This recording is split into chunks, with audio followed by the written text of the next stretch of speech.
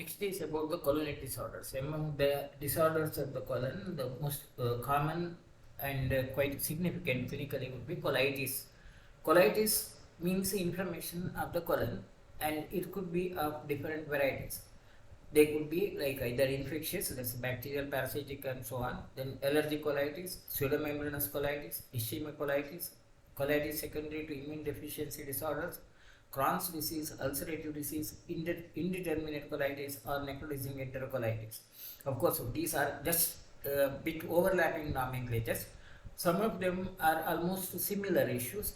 So we will be discussing somewhat in detail about the infectious colitis because that's quite important clinically, and then the Crohn's and ulcerative colitis somewhat in detail. Rest of the things we just pass on with some simple issue references like.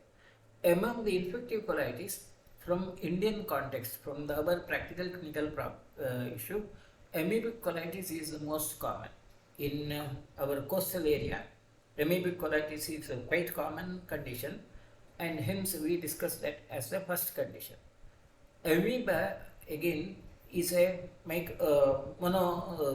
single cell organism which is presented or which is present as endemic areas, and the life cycle of the amoeba is it's presented as a mature cyst initially, and the mature cysts, when they are just taken into the gastrointestinal tract, they break down and they produce the trophozoites, and the trophozoites will be present in the intestines as such, and they release the live amoeba, and the live amoeba again gets into mature cysts, and then it may be transmitted from one to the other through the fecal-oral route. So life cycle of amoeba requires the host of the human body, and of course it may be transmitted through the fecal-oral route. And when the source of water, most of the times is a source of the water, which is the main medium to which the amoeba is transferred. So it's a fecal-oral route transmission as such, and usually occurs as an epidemic like. Now, Entamoeba histolytica, the most common species of the Entamoeba which is present in our area. Of course, there are many other species of the Entamoeba which are not really significant from our point of view in our area. In other countries, in some areas, the other species of the Entamoeba are more common.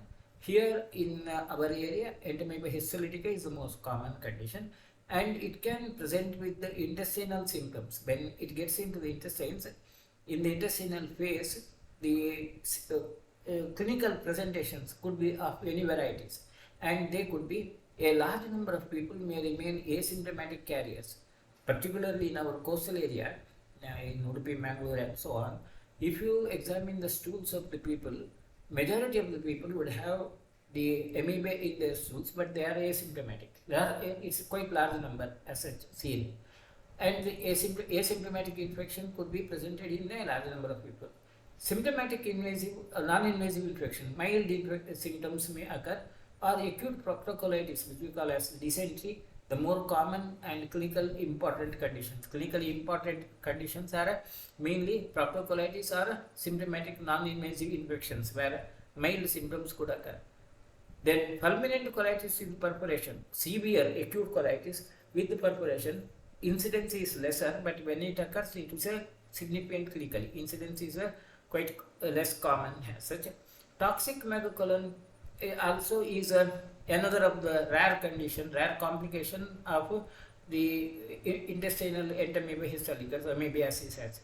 Then chronic non-dysenteric colitis. Many of the patients may have colitis which resembles other irritable bowel syndrome like conditions due to the amoebiasis. This also is somewhat common.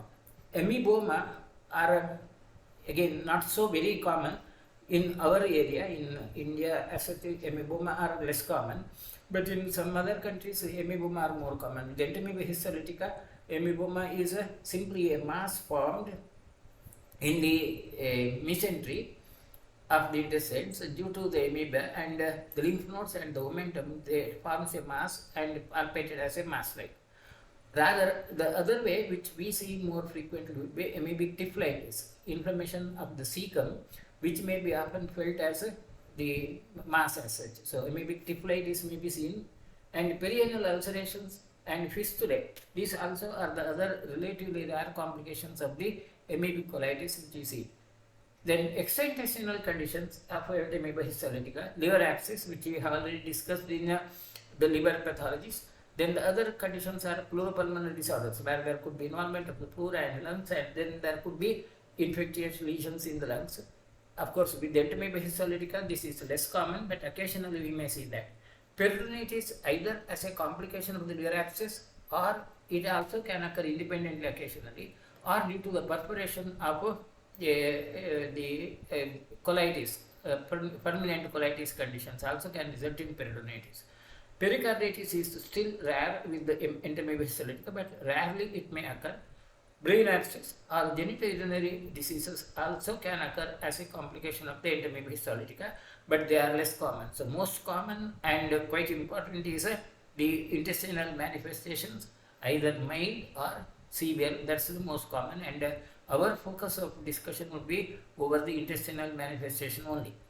Now, amoebic infections can lead to significant morbidity, particularly if the patients are either it can amoebiasis is quite severe in children, or especially neonates, pregnant and postpartum women, those who are using corticosteroids, those with malignancies, or patients who are malnourished. In these conditions, amoebiasis can be a fatal condition. Otherwise, amoebiasis is relatively chronic, not so or hazardous condition, and it's considered to be one of the serious issue of protozoan disorders, only second to malaria. Malaria is the number one disease. Particularly, all these are true in our tropical area. This data, this information may not be so true in Western countries where amoebiasis is less common. In the Western country, amoebiasis is less common, and hence in the Western medical literature you will find lesser information about the amoebiasis, intestinal amoebiasis, whereas in India it is a more common, India and other countries like.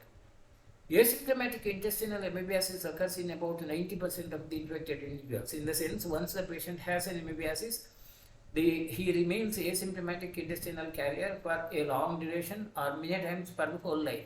And that's why if we examine the stools of the people here, if you do a survey of the stools, a large number of people would have the amoeba cysts present in the stools, but they may not have any symptoms. Case fatality rates associated with amoebic colitis is just around 1.9% to 9.1%, depending upon the physical condition of the patient. So fatal complications are less common, and this 1.9 to 9.1% range is depending upon the status of the patients. Patients who are from the poor community, malnourished people, the fatality rate is more, or the patients who have other systemic illness, the fatality rate is more. Amoebic colitis resulting in necrotizing colitis may rupture in only 0.5% of cases. These data are from all over India, pan-India data. These are from the data from central this registry, central government registry, and this data shows all over India. But the distribution of these diseases are not uniform. I will come to that part later. Recent treatment protocols have reduced the mortality rate of liver abscess to 1 to 7%. See, earlier liver abscess was having more fatal results, but with the current line of treatment, it's lesser. Pleuropulmonary amoebiasis has a 15 to 20% mortality rate, though the incidence is lesser. Once there is involvement of the lungs or pleura, the fatality rate increases. And amoebic pericarditis has a fatality rate of 40%. Cerebral amoebiasis is very high mortality of 90%. But luckily, these complications are rare. So, the importance of the amoebiasis has to be considered considering these fatality issues. Now, global incidence of the amoebiasis, it's the distribution seen, it's again based upon the global data. India is one country where intestinal amoebiasis is more common. Hepatic and the next, and pulmonary amoebiasis are the common conditions. Cerebral amoebiasis is extremely rare in Indian country, but incidence of the intestinal amoebiasis is quite high as such. compared to other countries. Whereas within India, prevalence of MBBS it is again is based upon the data of the central government as such. The prevalence of MBBS ranges from 3 to 23% in asymptomatic population. Patients who do not have any symptom. If you screen the stool examination, based upon the data available, about 3 to 23% of the persons population have amoeba carrier. This is the data averaged for whole of India, but it can be more in certain areas, particularly in certain areas like our coastal area. The incidence is more, or even in the highest this prevalence is seen in Tamil Nadu, Andaman Nicobar, and Northeast India, as per the central government data. Of course, coastal area is not included in or is not added in the list of that high prevalence conditions, but it's also a high prevalent zone as such. And it's 0.64 to 11% of the symptomatic patients and 1 to 17.5% of HIV infected patients. HIV infected patients are having this condition. Worldwide, approximately 50 million cases of invasive endemic disease occur each year, resulting in almost about 1 lakh deaths throughout the world. So, it's an important condition from our point of view.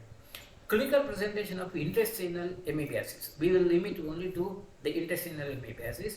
The most common and the very characteristic clinical symptom is abdominal pain, which is a cramping type of the pain. Usually, the pain precedes defecation. Before the stools, the patient may have a cramping pain in abdomen, and then the patient may pass the stools. Usually, the stools are watery or bloody containing, but the number of frequency is not usually more than 6 to 8, and it contains more stools and mucus than the watery or blood. Now this makes the difference. This helps you to differentiate between a bacterial colitis and amoebic colitis. In the bacterial colitis like conditions, frequency would be quite high, usually more than 10, 15 or so on maybe, and when a bacterial colitis, the patient would have more watery stools, and at times there will be stool content would be very less. It could be only thin as such. There could be more of blood than the mucus. Whereas in case of amoebic colitis, there will be more of mucus, lesser blood, frequency is lesser, and the clinical toxic symptoms are relatively milder. And that makes the difference in majority of the patients of amoebic colitis and bacterial colitis. Of course, in a fulminant amoebiasis, the symptoms may mimic that of bacterial colitis and their number is lesser. There you may miss the diagnosis. Anorexia, weight loss, is the other symptom.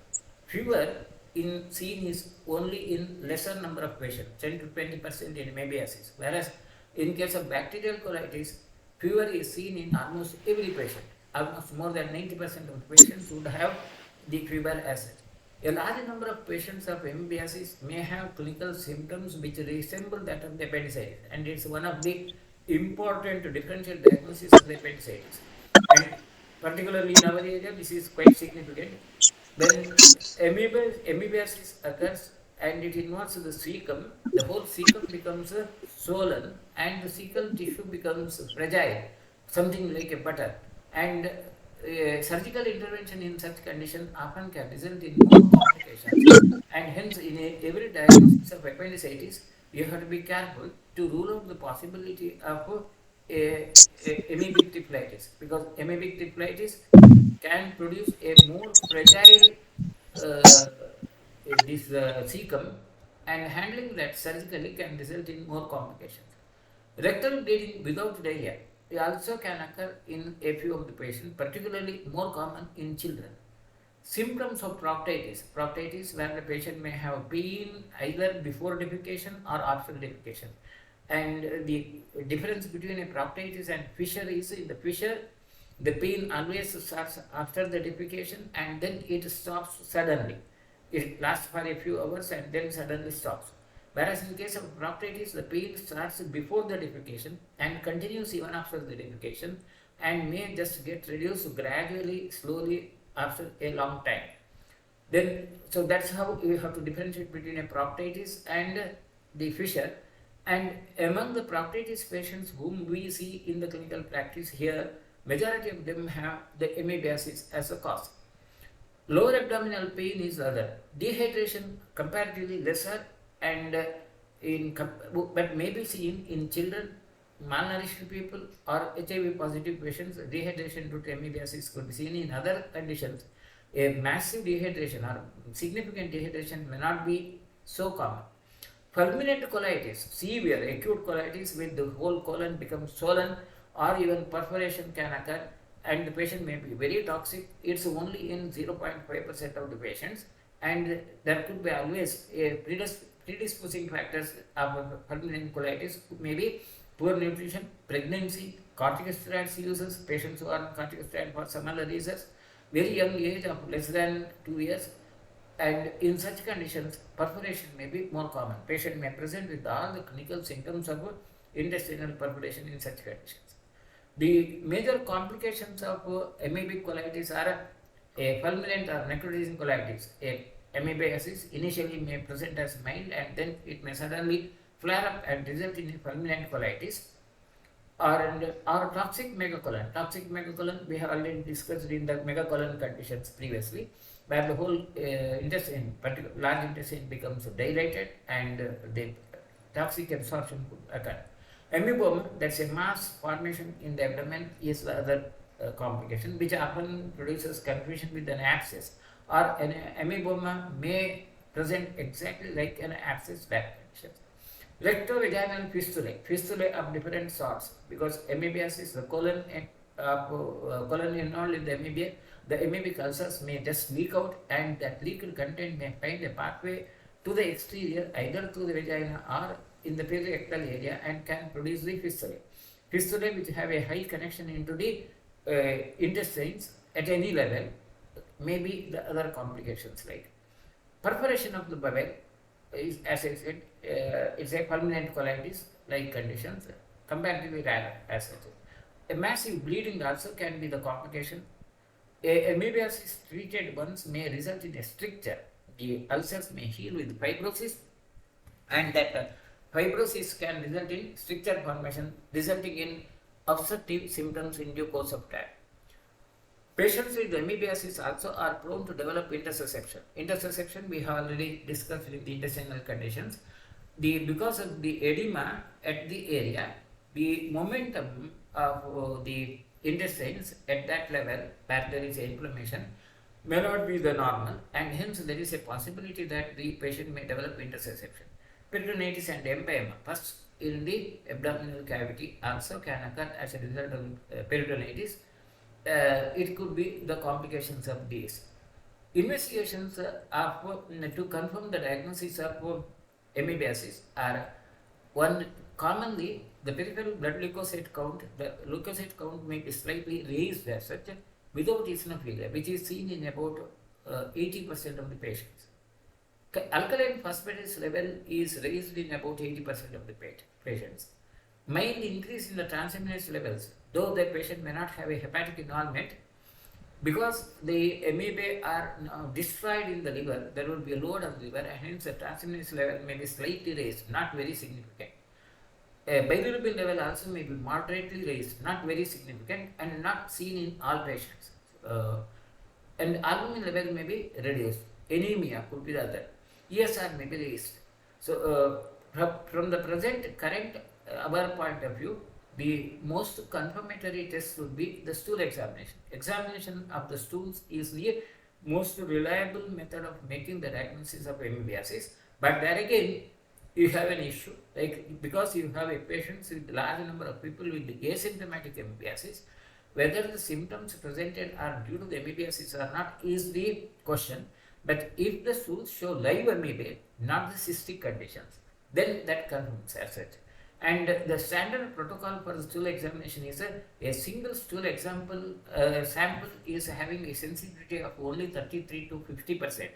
There is a possibility of negative findings, and hence the standard is examination of 3 stool samples over not more than 10 days, within a gap of 10 days. 3 stool samples, if there is a positivity, then the percentage would be that accuracy, sensitivity will be around 95%, and that's the most reliable method of making the diagnosis.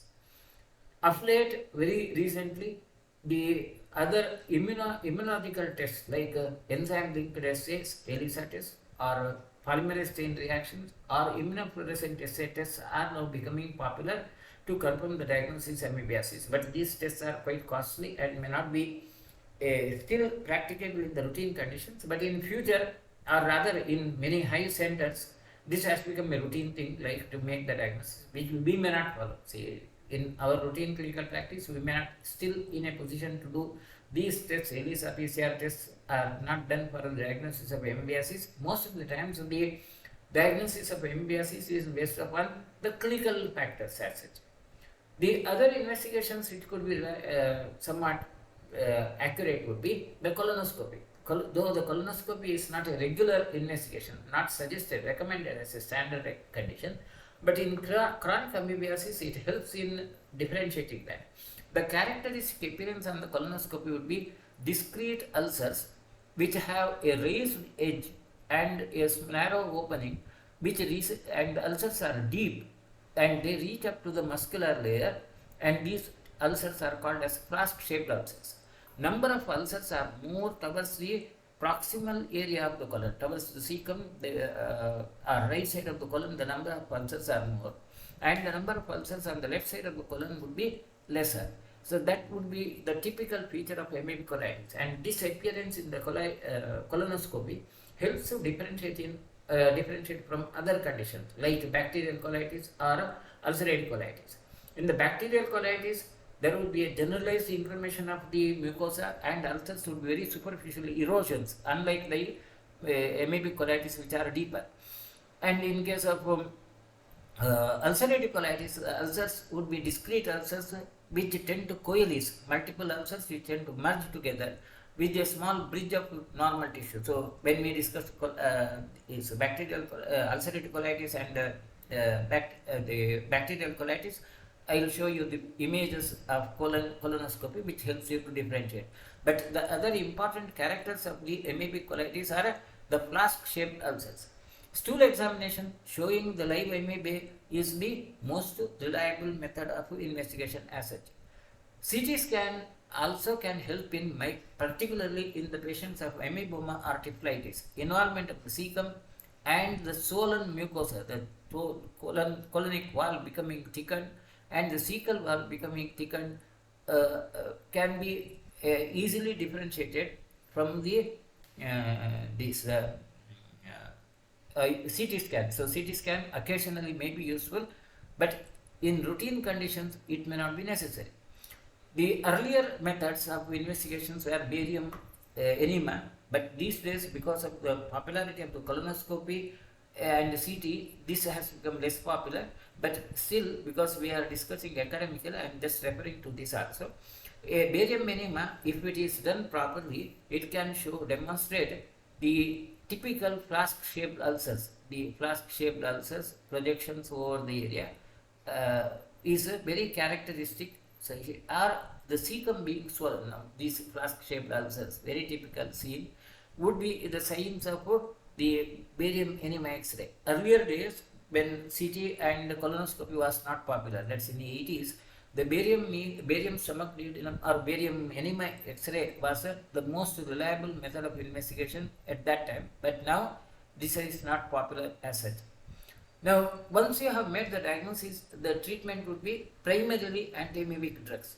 Among the anti-amoebic drugs which are used, the most significant are metronidazole, tinidazole, paramomycin, and diloxamide furoate. Of course, the most common and comparatively safer would be the metronidazole. The standard dosage schedule in a acute amoebic colitis would be 750 mg per day, 3 times a day for 7 to 10 days, or in children 35 to 50 mg per kilogram body weight in 3 divided doses for 7 to 10 days. And the major adverse effects of the metronidazole given orally would be it's anorexia, nausea, vomiting, diarrhea, abdominal discomfort, unpleasant metallic taste, intolerance to alcohol. This is important. Patients who consume alcohol, if they take metronidazole, they will have very odd feeling like burning sensation and so on. Rarely there could be neurotoxicity, maybe seizures also rarely occur. Peripheral neuropathy, confusion, irritability can be the complications of metronidazole rarely, but more frequent would be the metallic taste in the mouth. That's the most common clinical symptom. But metronidazole has made a revolutionary change in the outcome of the amoebic colitis. The other drugs which could be used are tinidazole. Tinidazole is only there is not much of an advantage over the metronidazole, but certain patients who may have either resistance to metronidazole or may have some more severe adverse effects and cannot tolerate metronidazole, they may tolerate tinidazole somewhat better, and the dose is 800 mg 3 times a day for 5 days. The duration is shorter, or in children 60 mg as such. Then the other way to eradication, the other part is peramamycin or dilaxinate. The peramamycin or dilaxinate, they are not absorbed from the gastrointestinal tract, and hence the concentration of the drug in the intestines will be more, and hence they are considered to be more effective in eradication of the amoeba. But they may not be effective in the amoeba which have already produced an ulcer and have gone into the body, have gone into the circulation. So the usual standard protocol is give metronidazole, and then along with that give any of these luminal agents. These are called as luminal agents because they are acting on the amoeba present in the intestines, and because they are not absorbed, and this combination is supposed to produce an eradication. But what I have observed is in our routine clinical conditions, because the people have become a very significant number of people are carriers, this eradication program usually fails. Rather, most reliable treatment there would be Agnitundi Anandabhairu Mustakarista for 1 month, and the patients would be absolutely asymptomatic with that, and compared to metronidazole, this drug would be better. Only in this protocol would be better, and the only conditions where you may need metronidazole would be when there is an acute condition or when there are significant bleeding like conditions, then metronidazole may be better, otherwise not. And the general treatment protocol, the other way, which is as a standard guideline for the other phases of amoebiasis, where this is a protocol which is suggested by the CDC, Central Drug Condition. But in our condition, asymptomatic patients, of course, that treatment is whether it has to be continued or not is a controversial issue. But from the standard medical point of view, asymptomatic patients also need to be treated, and there the drug of choice would be peramamycin, the luminal drug acid. In the intestinal, as we have discussed, metronidazole or tinidazole. Patients who have developed liver abscess or severe intestinal disease, the dosage is increased and the duration of the treatment also is increased. That's the standard protocol of eradication of the amoebiasis, which is also a part of the National Health Program. But asymptomatic patient and eradication almost becomes irrelevant. Anyway, from the academic point of view, we have referred to that. So that's about the amoebic colitis in brief. The next is about the bacterial organisms or bacterial colitis. The bacterial colitis is produced due to a large number of bacterial organisms. I will come to that. But incidence is quite significant. About 11.37 million episodes of acute gastroenteritis in children below 5 years annually occur in India. So from the Indian point of view, acute gastroenteritis is a significant issue, and it's requiring about 3.27 million outpatient visits and 72,000 inpatient admissions, resulting in total direct costs of 10.37 billion Indian rupees to the Indian nation. So that's about the whole gastroenteritis, which is produced due to either virus or the bacteria. So from Indian condition point of view, bacterial gastroenteritis is very significant.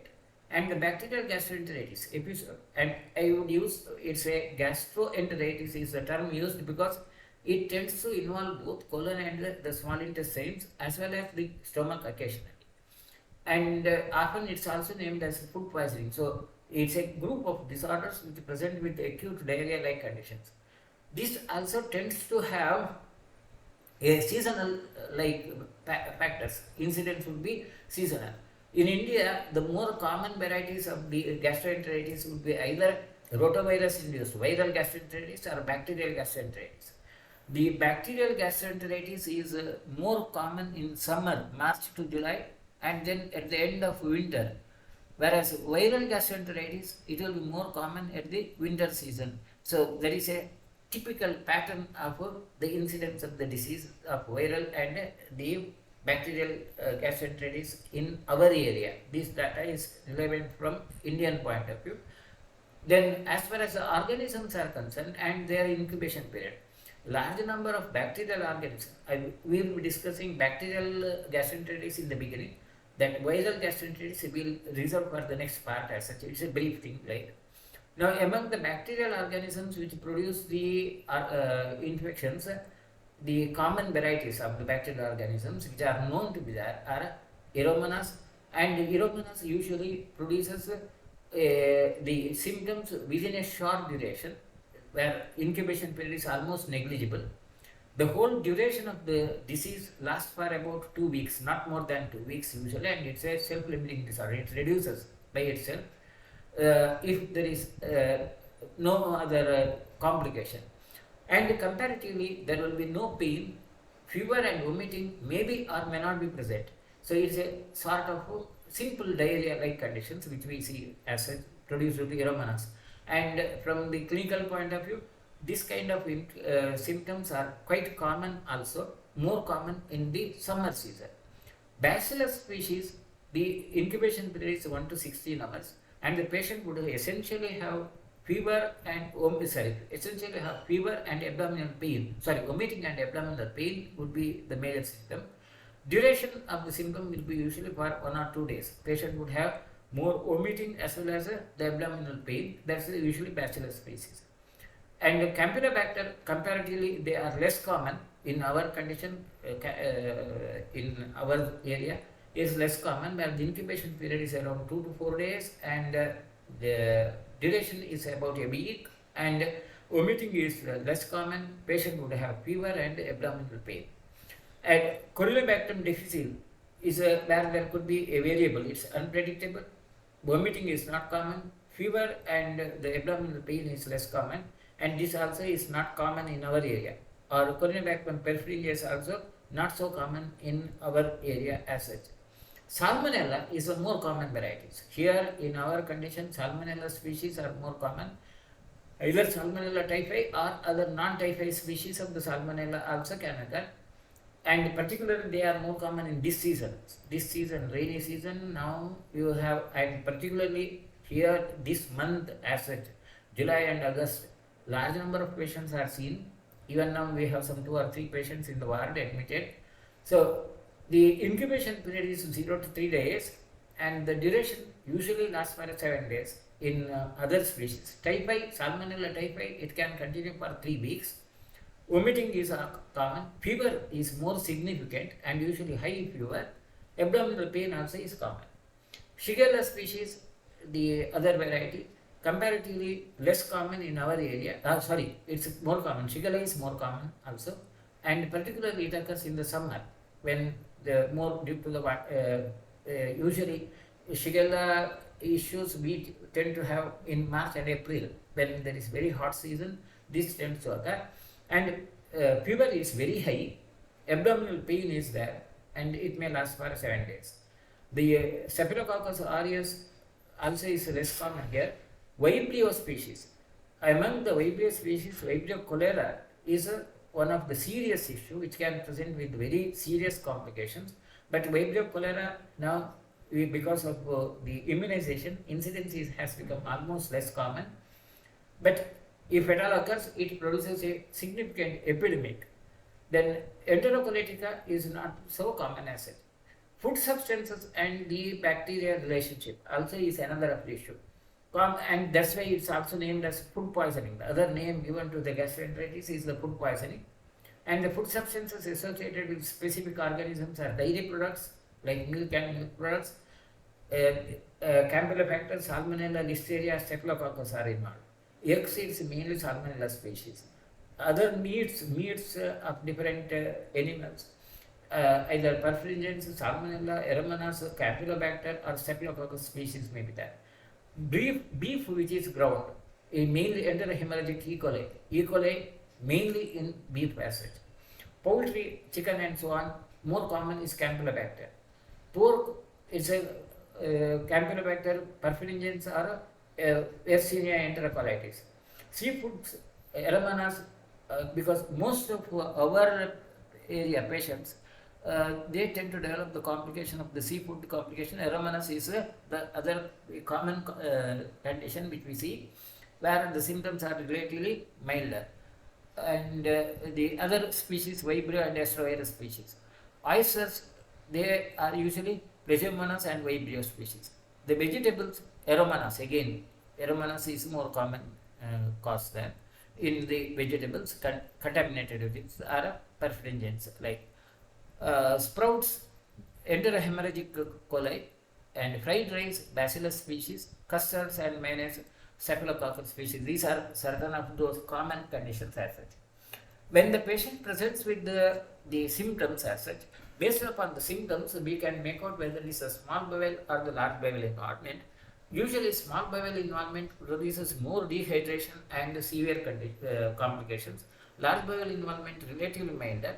And from the clinical point of view, this differentiation is quite significant or important.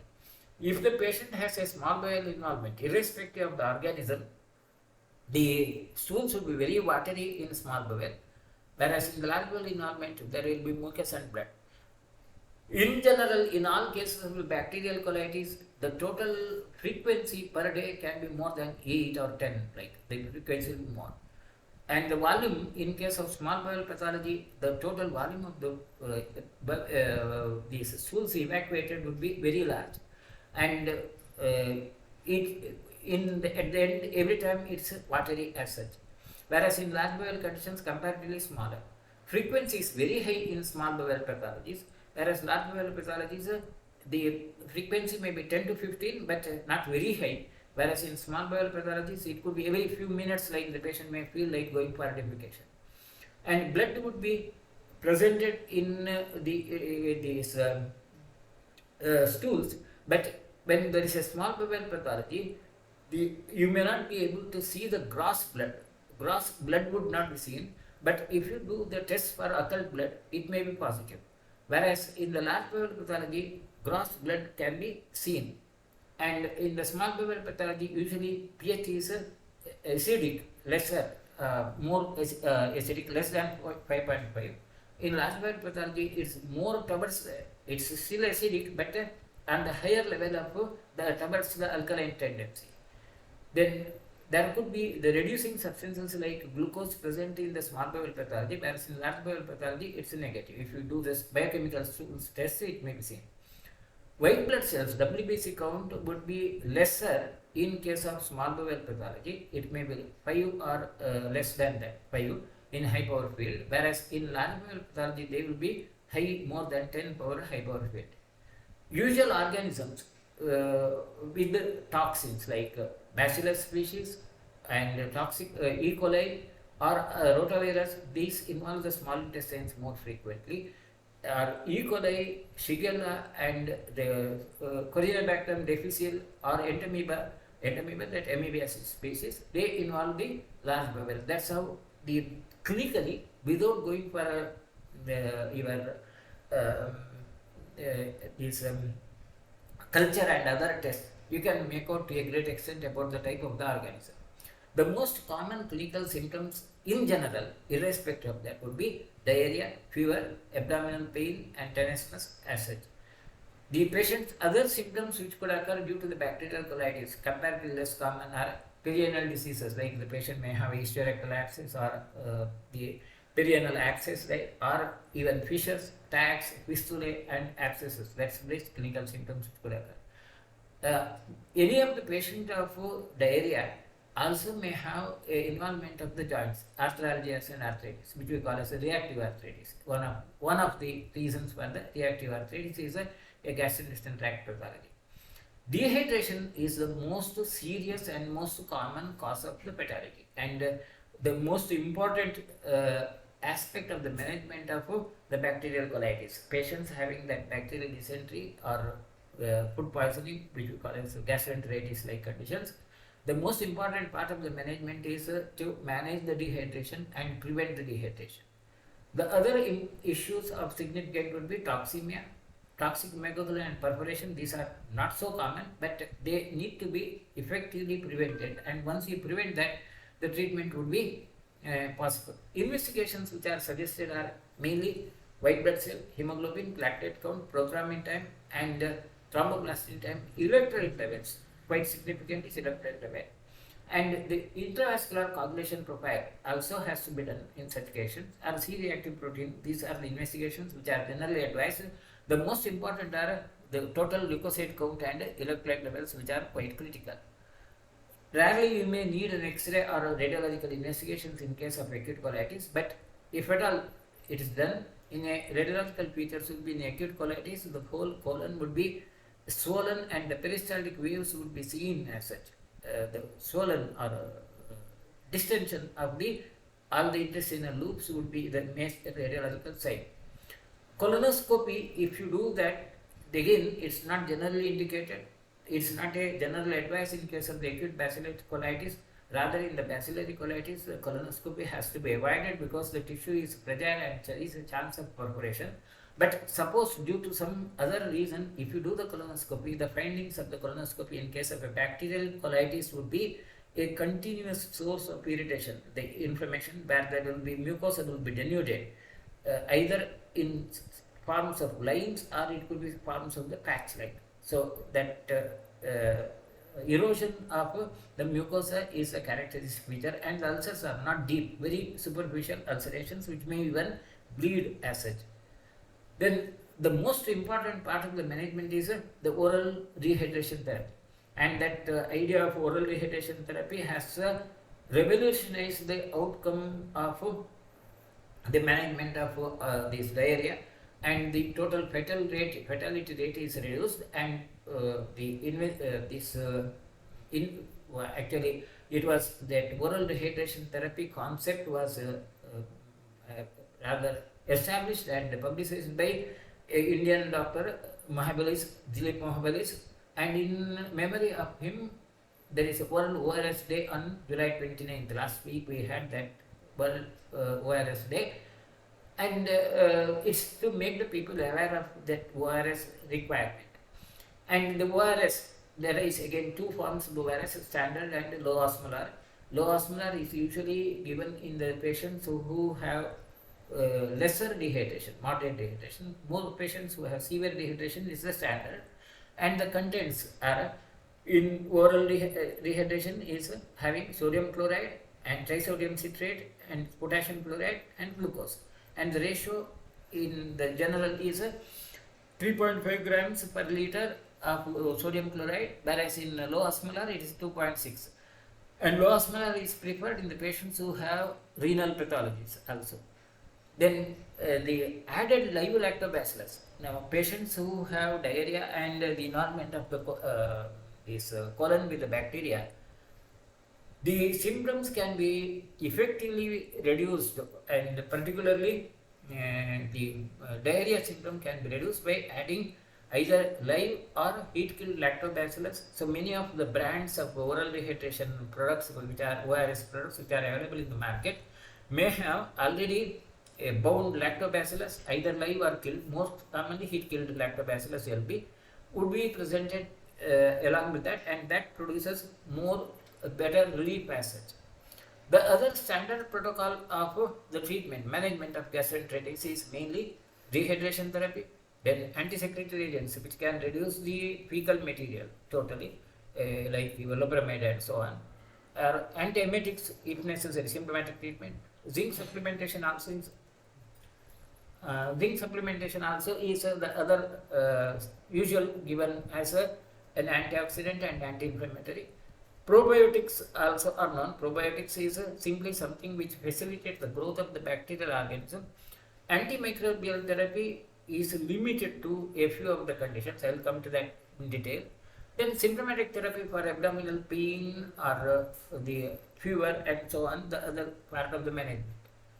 The in all that, sorry, in all that the better management will be Mrityunjaya Ananda Bhairavi Mustakarishta, which will be quite effective uh, in large number of patients.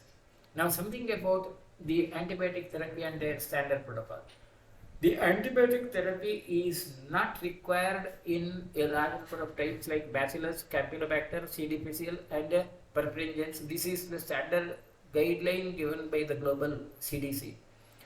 Whereas the protocols of antibiotics may be required usually in Aromonas species and or the Plasmodium species.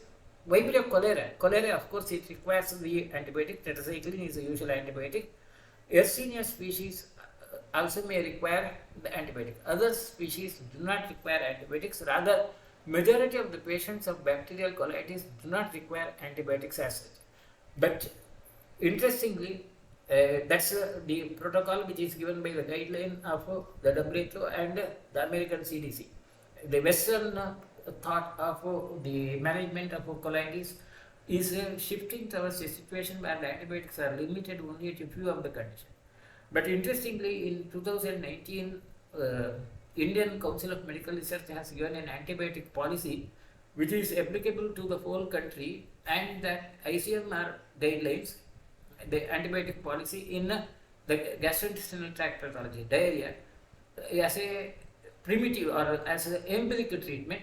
They suggested, there is a list of these suggested, like cholera, doxycycline, Shigella, ciprofloxacin, amoebiasis, metronidazole, of course, giardiasis, metronidazole, and Aromonas, ciprofloxacin is suggested as the standard antibiotic therapy.